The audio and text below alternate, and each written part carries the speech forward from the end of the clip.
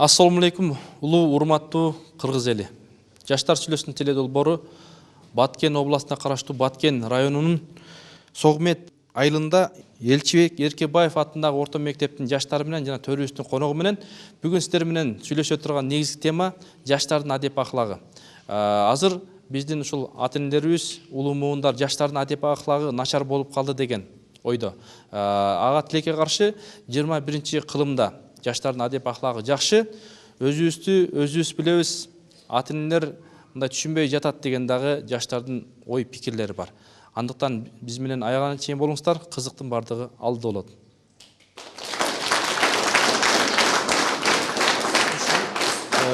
Төрүбүздүн урматтуу биздин салмактуу, аржактуу төрүбүздүн куттуу коногу бар. Коомдук ишмер, Дилмирөөгө адеп аклак жана маданият борборунун мүдүрү доктор Өзбек Чотонов конокто.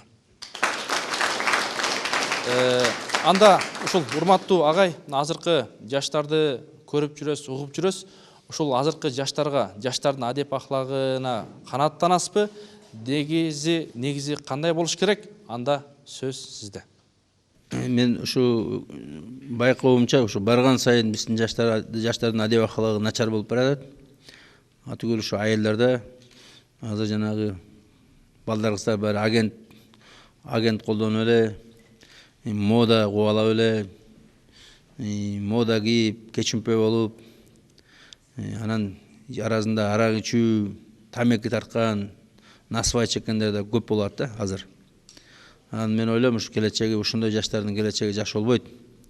Ким ошо азырдан пиво ичкен, ягуар ичкен, насвай чеккен балдар эртең наркоман, алкоголик болуп калат да. Вот жанагы сүйүү деген балекет азырдан эле күйөөгө чыкпай эле жигиттер менен жүргөн бул эң туура эмес. Жанагындай мода кийип алып берден мектептерде жүргөндө туура эмес деп эсептейм да.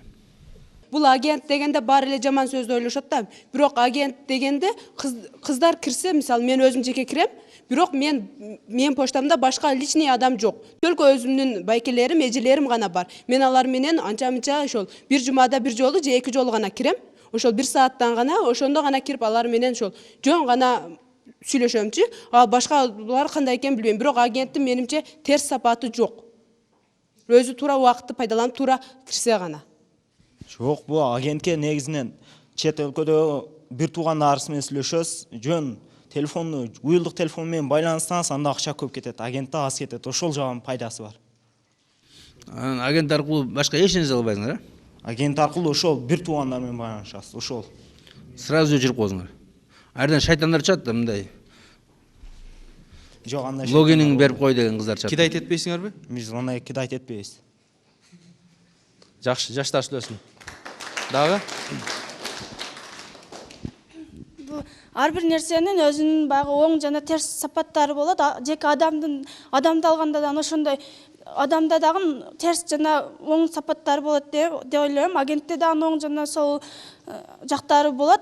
Бул эң эле оң жагын мен алганымда бул чет мамлекет баягы дүйнөлүк эмелерге чыкканы баягы чет мамлекет менен бир туугандарың менен бир сааттын ичинде жок дегенде 2 сом менен баарлаша аласың да. Демек, бул жаштардын адеп аклагына таасир этпейт, э? Таасир этиши мүмкүн. Бирок адам убакытты өзү пайдаланып, агентти дагы өзү туура пайдалана билиш керек. Мен мисалы мында мен бирөөдү көрдүм, 11-класстагы.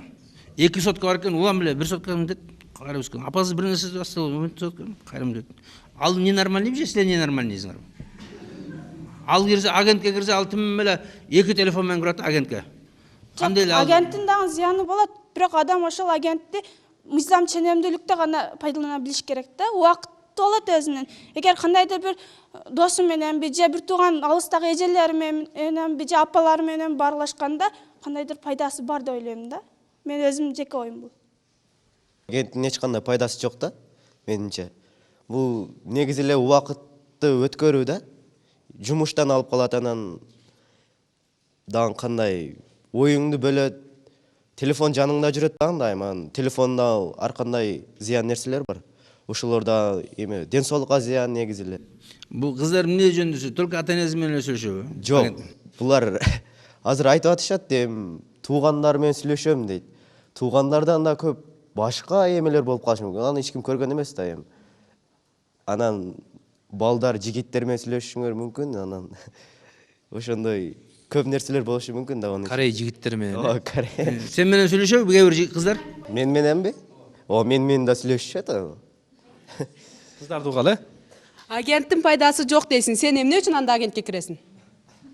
Мен өзүм лично агентке кирген бул себеби мындайча айтканда сүйүү издеп кирем да негедир. Ошол сүйүү деп жатасың. Ошол сенин адеп акылакыңа таасир этпейби? Ошол адеп акылакка таасир этет го, эми негизи керек эмес да бизгечи бул нерсе. Анан мен билбейм кантип азгырып ушул жолго кирип бара жатам. Анан көп өзүм лично көп убактым коротуп ушул агентке кирип, мен ушул эме Байкенин сөзүнө кошулуп кетем да, агентке кирүү бул негизинен туура эмес. Ошол негизинен. Ооба, азгырык да, ооба, чоң азгырык ошол. Мисалы мындай наркоман бар го, наркотик чеккен кишилер, наркомандар. Алар ошо жанагындай бир чегип көрөт, анан бул чыга албайт да. Ошо бул агент ошондой болуп атпайбы? Бир кызык нерсеге кирди, бул анан чыга албайт. Жанагы жакшы кызык китеп окуганда деле адамдар отурат го. Анда ошо сыяктуу бир нерсени таап алат өзүнүн жакка. Анан бул чыга албай ошо жүрүп берет да, убактысын баарын кетип. Агентке бул киргенине биринчи киргенимде мен эч деген түшүнгөн эмесмин да. Анан кирип алып бир-эки жазышкандан кийин негизи кумар болуп калат экен да бул нерсе. Насыбайдай болуп калат экен да. Насыбай ошо сигарет эмедердей болуп калып, бир эме кылгандан кийин кайра чыккым келбей, анан негизи өзүм кармап эми ташташым керек. Жакшы жигиттер бар. Мында карап көрсөк, агенттин терс таасири эң биринчи көзгө зыян. Көзгө зыян. Ушу жарыктыкты биз постоянно тиктеп отурабыз.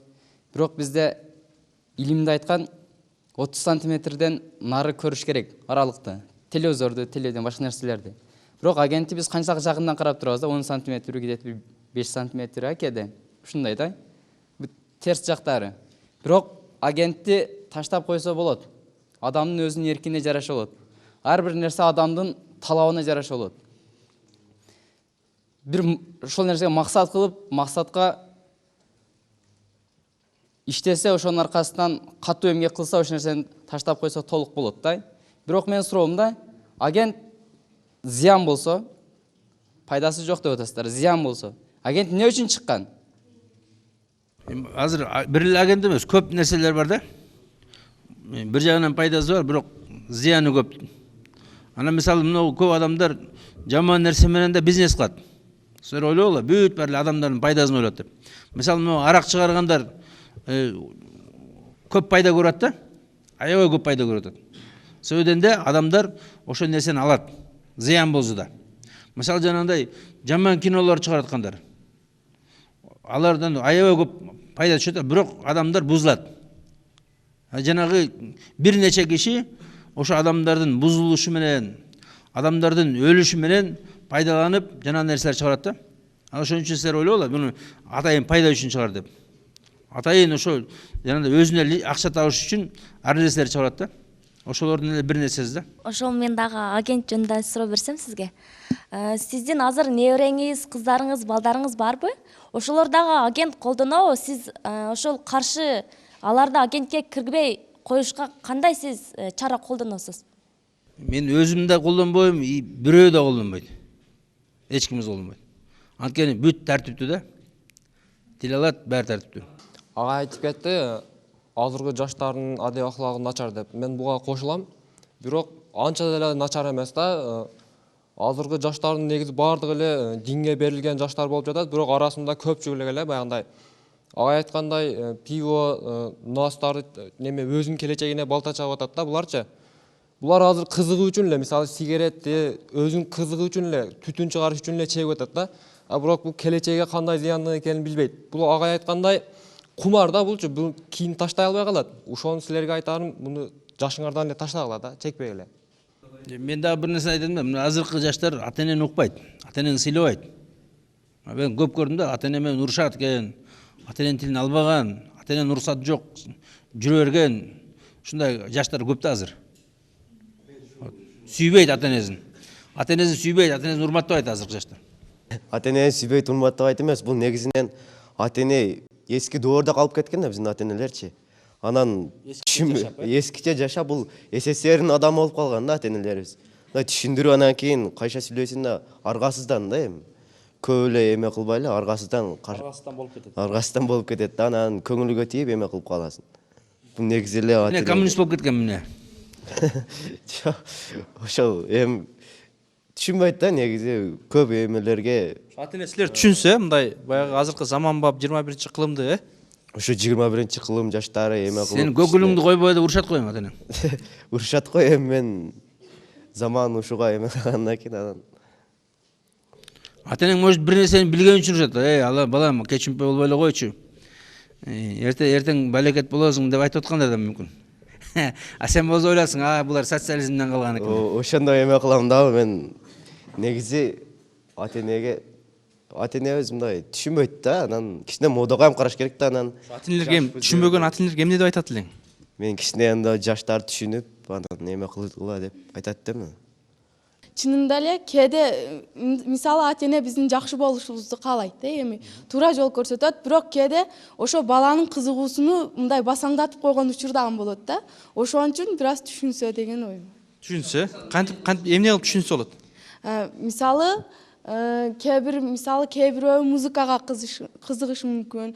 Ошондо ата эне мисалы өзү миет жактан ошо кызыкса, баласынын кызыгуусун басаңдатып, анан ошого окутуп, башкага окутушу мүмкүн да. Ошондо бала өзүндө кызыгуу жокпу, демек мыкты адис чыгышы мүмкүн эмес да. Анданчы өзүнүн кесибин сүйсө, өзү мыкты иштерди аткарат. Жакшы. Жакшы.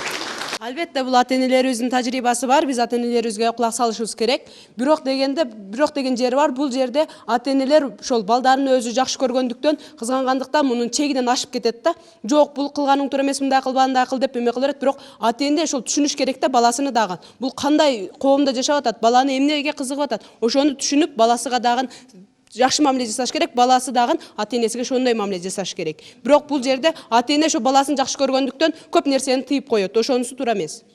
Мисалы эмнеден тыйып башы? Мисалы дискотека барба, кызым жигиттер менен жүрбө деген эмне туура эле да. Туура эле, бирок бул нерселер туура, бирок башка жакта мисалы окууга кызыгып же башка бир нерселерге кызыкса, ошол нерселерге барам, эме кылам десе, ошонго дагы жөнөтпөй коет да кээ бир ата энелер. Ушунусу дагы туура эмес. Мисалы башка окууга дейби, окууга, библиотекага барба, мектепке барба дейби. Жок, андай эмес, бир окууга кызыкса, мисалы окуу жайга кызыгып, ошол адистикке кызыгып мен ошого тапшырам десе, ата энеси ал туура эмес, башкага тапшырасын деп башка мемеге тапшырып коет да. Көпчүлүк ушундан эме болот. Сен балетке барам деп атсың да? Анан мен айтам да, сен атаң болуп, мен айтам, кызым балетке барба, алдыдан сени жылаңач кылып алган ар ким көтөрүп жүрө берет.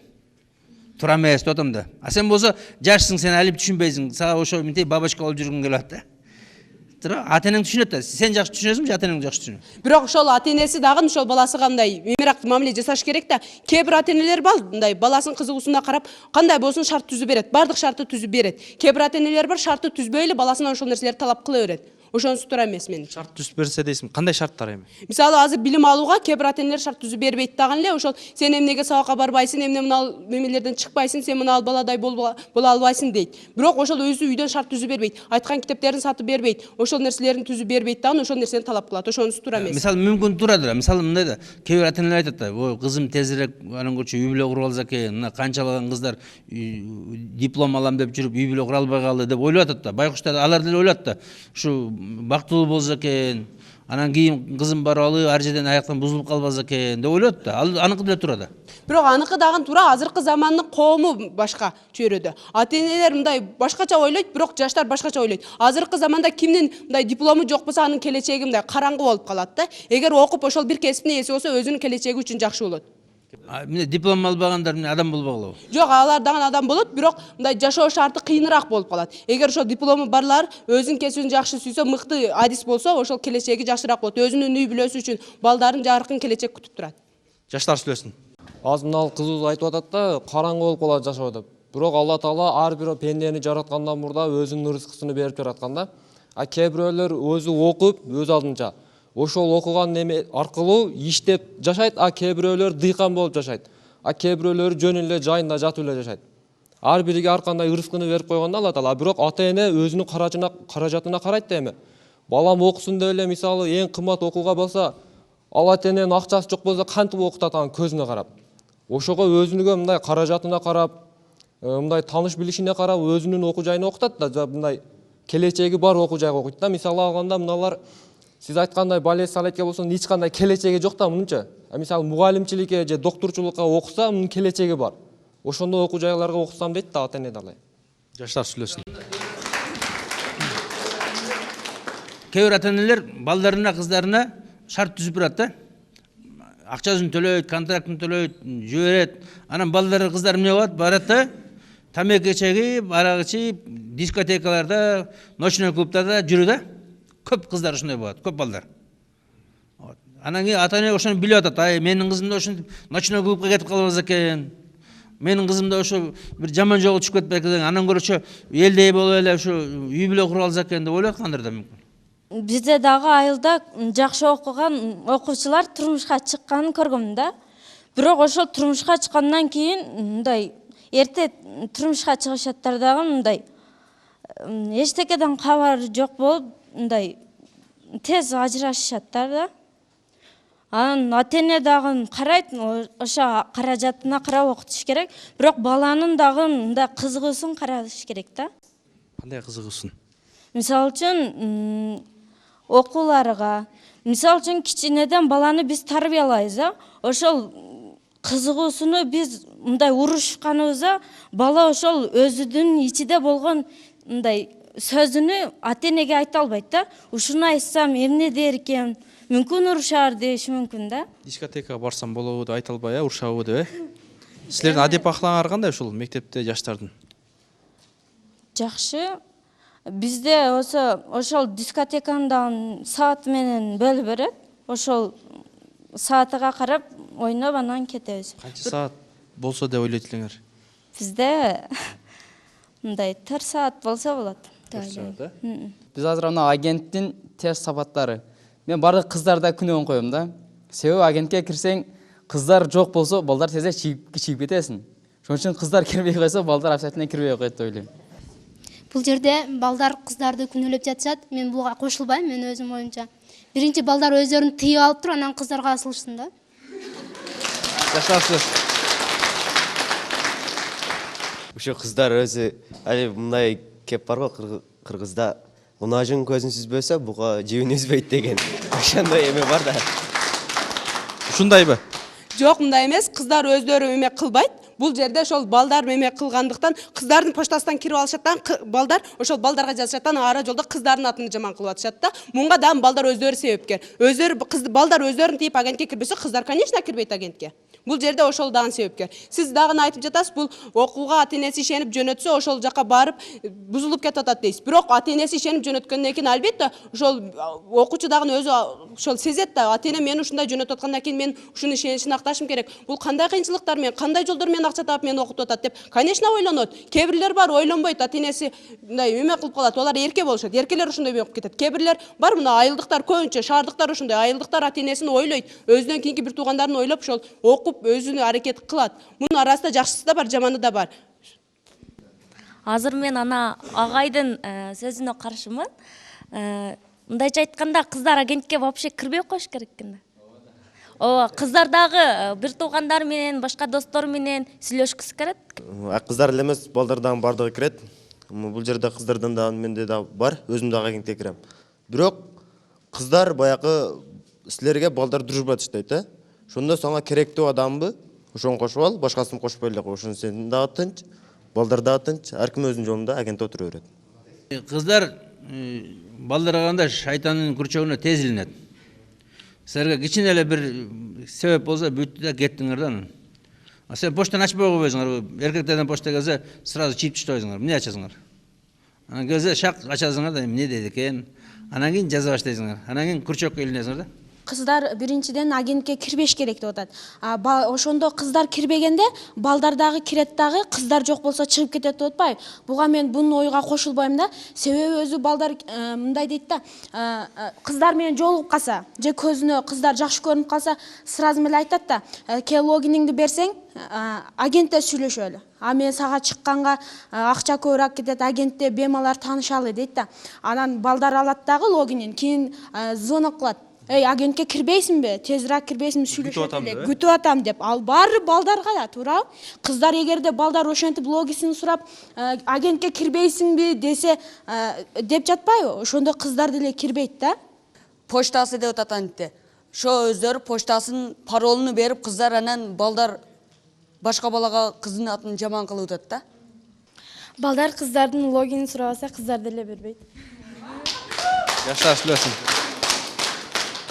Бул жерде кыздар өздөрү паролуну бербейт, логин дагы бербейт, башка бирөөлөр сурайт. Может бирөө сенин поштаңдан кирейин деп туруп, акасы же бир иниси же башка бирөө сурап калышы мүмкүн. Ошолор гана берет, башка бейтааныш жигиттерге бербейт. Ошол жигиттер классташтар логиниңди бер дейт. Бербейм десе, сен эмне деп кайтарып алы кызга эме намыстандырган, анан кыз мажбурлуктан берет. Бул баардык күнөө жигиттерде. Жигиттер келеттен кыздардан логинин сурайт, номерин сурайт, бербесе андай мындай дейт дегенде кыздар анан мажбурлуктан беришет ошонго. Акасы өрөбү? Жок, мисалы мен өзүм жеке поштамдын паролуну бир гана өзүмдүн эжем менен эле акам билет, башка эч ким билбейт. Логинимди классташтарыма бири-экөөсүнө гана бергем, аштасына берген эмесмин. Анда кыздар агентке кирбей эле койсо болмок да, аны телефон кармай эле койсо болмок да. Сен өзүң телефонсуз жүрө аласыңбы азыркы заманда? Азыркы заманда телефонсуз жүрө албай калганбыз. Жакшы, мына урматтуу телекөрүүчүлөр, сиздер ушул жаштардын ушул адеп аклагы жана агент жөнүндө сүйлөшүп жатабыз. Анда ушул жаштар оюңарды айтсаңар, мына балким ошол агентке киргенде кимдер көп нерсе уттурат, кимдерге пайдасы, зыяны көбүрөөк. Ата-энеңерди тилин албайсыңар, сыйлабайсыңар, укпайсыңар. Мисалы, даже ата-энеңер келип, кызым, азыр эле мына жака мынага көйгөйгө чык десе, чыгышыңар керек болчу. Чыныгы уккан кыз ошентип чыгып, силер болсо ошо укпайсыңар. Ата-энеси айтканга турмушка чыгыш керек деп атасыз да. Мен мурдагы эле суроо берейин. Ошо мурда мисалы өзүнүн атасынан чоңдорго турмушка чыкканда, мисалы мен ата-энем мисалы ошондойго турмушка чык десе, сиздин оюңузча, демек мен ошол кишиге турмушка чыгышым керекпи? Мен мисалы мүмкүн жок, ал кээде ошондой болгон. Мисалы кээде хан Жантай может ошентип үйлөндү да. Баары эле хан болгон эмес да. Жөн эле мисалы бир киши келип туруп карады да, мынтип айтты: "Тиги кыз жакшы экен, балам. Ошол кызды алайлы" десе, "Мейли ата" деди. Анан тиги келип куда түштү да. Анан атаң келип караса, тигинин үй бүлө жакшы эле. Анан айтты да, "Кызым мынага чык" деп. Эмнеге баары эле өзүнүн улуга бермек эле? Ата-энени укпагандык деген эми толук эле кошулбайм да. Туура эми жаштар азыр ошондой болуп атат го. Бирок биз ата-энебизди укканыбыз үчүн менимче ушундай жүрөбүз да. Ата-энени такыр эле укпаганыбызда биз каалаган ишибизди кылмакпыз да. Коом такыр эле бузулуп кетмек. Ошон үчүн 100%. Силер мындай да, силер кичинекей нерседе угасыңар. Бала, кызым мына мороженое жеп койсо угасың. Кызым мына чай ичип койсо угасың. Анан кызым көйгөйгө чыкса укпайсың. Көрүң, чоң нерседе укпайсың, а кичинекей нерседе угуп бересиңер. Анан келип сыйлай бересиңер, эч кандай сыйлабайсыңар. Эми ар ким өзүнүн кызыкчылыгы болот да, ошого эми жашпыз, эми көп нерсе мүмкүн түшүнбөстүрбүз го. Эми өзүбүзгө кызык болгон нерсеге кызыкканыбыздан ошого алдырып анан укпай калышыбыз. Мисалы, кызым дискотекага барбаса барасыңар. Кызым алда кандай көйнөк кийбечи, мен уялатам десе, бул мода деп укпайсыңар. Албетте ата-энесин угат азыркы жаштар. Ата-энесин угуп, ошол ата-энеси айтат, бул кийимди кийбе десе, мисалы кийбейт, ошол кийимди ата-энеси өзү алып берет да. Ата-энеси да битте күнөөлүү да. Эгер ата-энеси бар туруп ушул кийимди кызым сен ки дебейт да, ошону ошол эме кыз мен кийем десе ата-энеси эме кылбайт. Жок, кийбе десе албайт. Ата-энеси алып бербеш керек. Өзү алып келсе, силер өтөсүң ушундай эме мода өтөрөсүңөр. Ошондой эмес. Мен мисалы өзүм кийим эме кылсам ата-энем алып берет, мен ошону гана кием.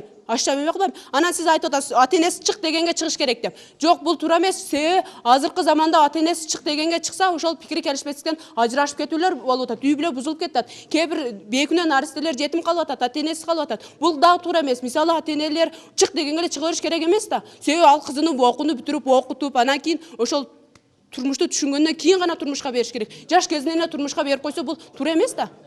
Агай, бул азыр эме ата энеси берген кийимди кийиш керек дейт. О шаарда бардыгы мини юбка кийет, ата энеси олорго мини юбка эме бербейт да.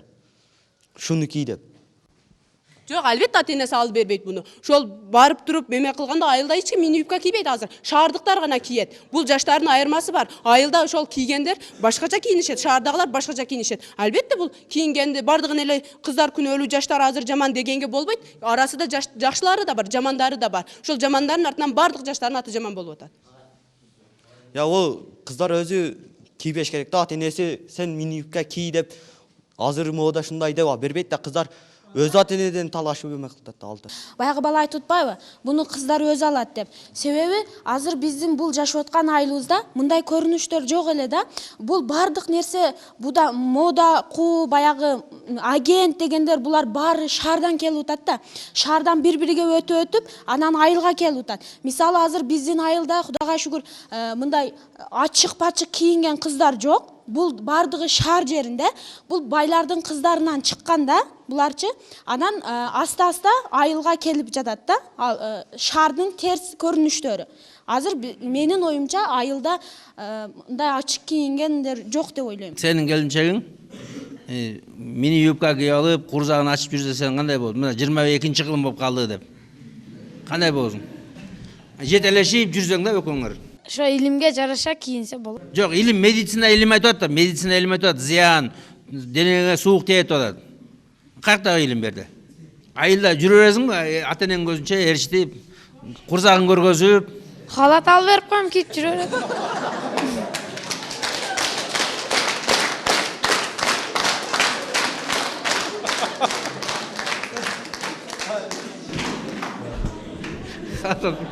халатыңды башыңа урбайбы анан? Азыркы убакта биз ошол модага карап кийинишибиз керек. Модага карап кийинбесек четте калабыз да. Ошон үчүн модага карап мини юбкаларды азыр биздин айылда эч ким кийбейт. Жок, келет, эртең келет, эртең. Жок, келсе дагы биз кийбейт элек да. Суук тиет деп кийбейби же кандай? Жок, жок. Халатымды, алып берген халатымды кийбесе, атасы менен апасынын алдына апарып отургузмайм. Мына ушундай жаштар бар. Эгерде тилин укпаса, атасы менен апасына дароо эле алып барып берет. Анда жаштар сүйлөсүн.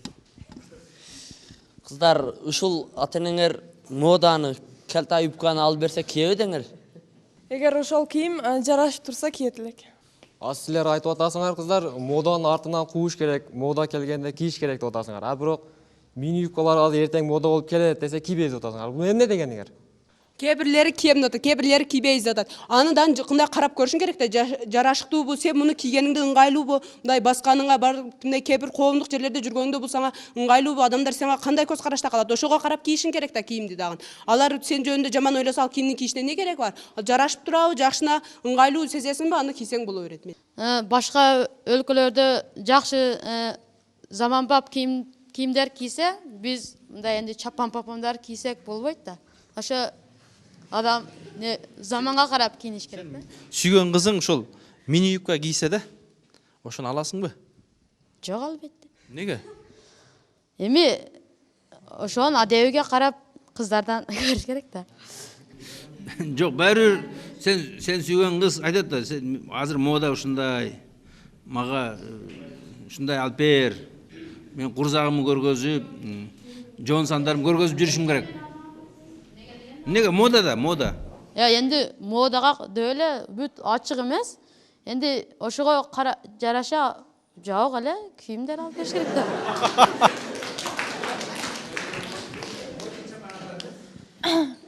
Бул жерде мода деп атышпайбы, бул эгер кыз турмушка чыккандан кийин күйөөсү түшүнбөсө, кийбей мындай калта же кыска же ачык формаларды деп айтса, күйөөсү түшүнсө кийиш керек кыздар дагы. Күйөөсү түшүнүп, анан кайненеси түшүнбөй атса эмне кылат? Кайненеси түшүнбөсө эми кыз бала кайын журтка өткөндөн кийин сөзсүз ошолордун айтканы болот. Кийбе десе кийбеш керек. Ошол менен. Жакшы. Азыр бул жерде модага карап кийиниш керек дейт. Биз заманбап кийинбесек, элден артта калабыз дейт да. Бул багы стилдеги кийимдер бул чет мамлекеттен келип атат. Албетте мода кийиниш керек, бирок ошол модандан адам өзү жаратат, өзгө ылайыктуу кийиниш керек. Эми адамдар мода бул мини юбка мода деп багы жарашпаган нерсени кийиниш мүмкүн эмес деп ойлойм. Ушул жерде мода деп эле айтып атышат да, мода деп эле ушул кийимдерди кийип кете берсе туура болот деп ойлойсуздар силер? Бул адам өзүнүн биринчи адам өзүгө өзү баа берип билиш керек да. Ошол кыска юбканы кийгенде да ошол юбка мага жараштыбы? Же болбосо кандайдыр өзүнүн арт тараптан карай билиш керек да. Эми урматтуу достор, ушул жыйынтыктап берсеңер, ушул жаштар жана адеп ахлак жөнүндө сүйлөшүп атабыз. Эми ушул моданы да айтып атабыз, агентти да айтып атабыз, эже агайларды, ата энени да айтып атабыз. Эми канткенде оңолобуз? Кандай сунуштарыңар бар ата энелерге, чоңдорго, эже агайларга? Ошонун пайдасы, зыяны кимге? Бириңердин сөзүңөрдү бириңер кайталабай эми жыйынтыктап берсеңер. Мен ошол европалыктардын кыска кийген кийимдерин кийбесем, ошол мына дизайнерлерге айтар элем да, мына ошол европалыктардын кийимин кийбесем, өзүбүздүн кыргыздын улуттук кийимдерини мындай жаратып чыгарсак деген ой да. Ошол мода агент деп атат. Агентке таныган адамыңа логиңди бер, тааныбаганыңа бербе. Анан ошол модага 21-кылымга карата ошол чыккан мода кийимдерди кийсек болот. Бул ошол модага карап кийиниш керек эмес, ошол калта кийсе жарашат эмес, узун кийсе дагы жарашат. Ошол узун кийип жүрсө өзүнүн эркине карап, ошол өзүнө адам тийсе болот да. Мода деп эле калталар кие бербеш керек. Узун кийсе деле адамга жарашат. Жарашат, а? Биз азыр Европаны дурап кийимдерин кийип атабыз да, жаштар бардыгыбыз. Мен өзүм да жашмын. Бирок эмне үчүн Европа өлкөлөрүндөгү билим деңгээли, илим деңгээли өнүгүп атат, ошого карап жарышпай атабыз да биз. Алар менен кийим жагынан жарышып атабыз, туурабы? Кыска кийсек, кыска кийинип атабыз. Заман деп коебуз. Эмне үчүн аларга жарышып, илим жагынан, билим жагынан алгысып чыкпай жатабыз? Кыска адамдын сулуулугу кыска кийгенде же узун кийгенде эмес да. Бардыгы эле өзгө жараштуу кийим кийсе, бирок кыска эмес. Бүтүн дене боюн жашырып турса, жакшы. Анан кыздарга айтат элем, кыз адеби менен улук деп айтылган. Бул жерде агай айтып кетти, жаштар силер ата энеңердин сөзүн укпайсыңар, ата энеңерге силер сыйлабайсыңар деп жатасыз. Бирок мен бул оюңузга кошулбайм. Азыркы жаштар бизде бар, ата энесин сыйлаган, уккан жаштар бар. Анан бул жерде мода деп моданы сүйлөп жатабыз, бирок бардыгы өзүнүн ыйманына жараша кийинсе жакшы болот деп ойлойм. Агай айткандай, тамеки чегип, нас чегип, пиво ичип бузулуп атабыз. Мен ошо жаштарга кайрылат элем, жаштар, силер өз келечегиңерге өзүңөр балта чаап жатасыңар. Эртек буларды чегип атасыңар аз кызык, бирок эртеге буларды ташай албайсыңар да, ошондуктан азыртан ташап толук динге өткүлө дер элем силерге. Биз кыргызбыз, өз менталитетибизди сактап, ар намысыбызды сактап, жарашыктуу гана кийинишибиз керек деп ойлойм. Жаштарды ушулга чакырып кетем. Бардык нерсе адам өзүнөн, ички дүйнөсүнөн башталат. Азыркы жаштар биз келечектин ээлерибиз. Биз келечекти кандай жол менен өндүктүрүп кете алабыз? Бизди улуу муундар бизге келечекти тапшырат, биз аны кандай сактап өткөзүп беребиз? Азыртан биз ошого ойлонуп, өзүбүздүн келечегибизди өзүбүз ойлоп, өзүбүз туура кадам ташташыбыз керек. Өзүбүздүн келечегин ойлогон жаштар албетте туура кадамга барат деп ойлойм. Жаштардын кандай болушуна бул ата эненин дагы таасири бар деп ойлойм да. Анткени ата эненин сөзү өссө балага ошол нерсени кыла албайт да, ата энесинен корксо. Бирок толук эле аларды күнөөлөбөйм. Ар бир нерсе өзүнүн жүрөгүндөгү ыйманынан болот. Ошон үчүн ошол ыймандуу, адептүү болушубуз. Рахмат. Бул мыйзамды кыздар эле бузган жок, бул жерде балдар деле бузуп атышат да. Кыздар эле кыска мини юбкаларды кийишкен жок, балдар деле кыска мини шорталарды кийип атышат. Ошондуктан балдар деле бузуп атышат, бир гана кыздар деле эмес. Бул жерде Базарбай азыркы ата энелер баягы СССР мезгилинде калган деп жооп берди да. Азыркы учурда ким өз ата энесин СССР мезгилинде калган деп айта алат? Мисалы үчүн ата эне баягы жок дегенде ата болбосо дагы эне бул баланы бир көз карашта гана биле алат да. Мен ошондуктан азыркы жаштарга айтарым, ата энелерди СССР мезгилге теңебегиле дейт элем.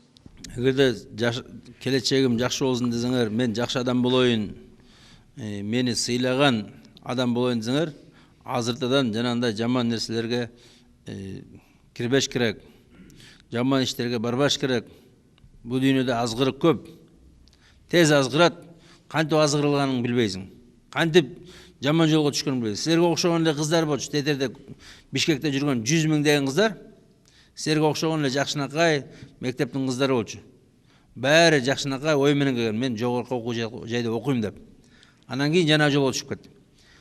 Жүздөгөн, миңдеген балдар ошо жакшынакай эле силердей балдар болчу. Мен эч нерсе азгырылбайм, мен эч бузулбайм деген. Анан көп алкоголик болуп кетти. Аябай көп алкоголик, наркоман, бандит. Ошон үчүн мына азыртадан баштап жаман ишке эч качан жакындабаш керек, ата-эненин тилин алыш керек, ата-энени сыйлаш керек, урматташ керек, жакшынакай болуп окуш керек. Анан сүйүү керек болсо тез күйөөгө чыгыш керек, же тез үйлөнүш керек. Чоң рахмат.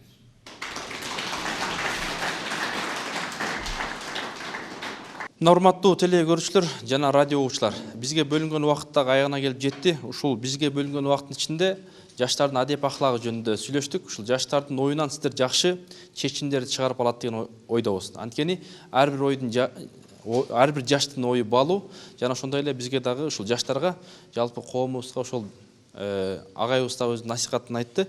Ушул кайсыл коомдун жаштары имандуу болсо, ушул коомдун келечеги кенен болот дейт. Демек, бүгүнкү жаштар эртеңки келечек. Ушул сиздерге Баткен районунун Согмет айылынын Элчибек Эркинбаев атында орто мектептин жаштары сүйлөп беришти. Жана ошондой эле ушул уюштурууга жакшы өзүнүн салымын кошкон жалпы мугалимдер жамаатына жана ошондой эле Абдибай уулу Абдиназар мырзага чоң ыраазычылык билдиребиз.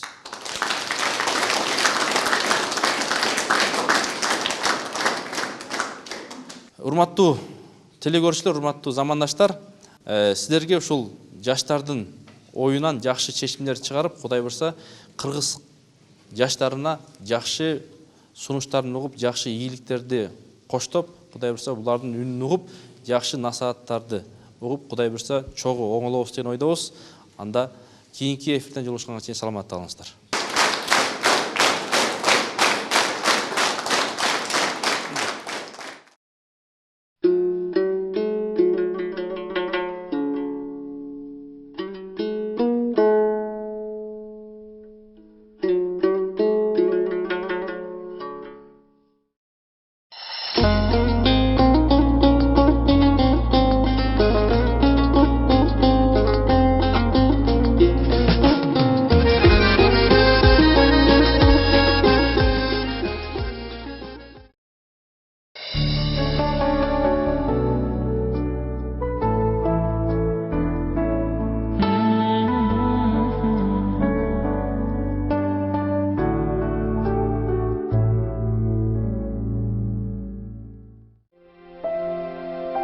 Энең сени боюнда алып жүргөндө көп ооруларга чалдыккан. Денеси ууланып, жакшы уктай албай, жакшы эс ала албай, сен үчүн көп тамакты жей албай калган.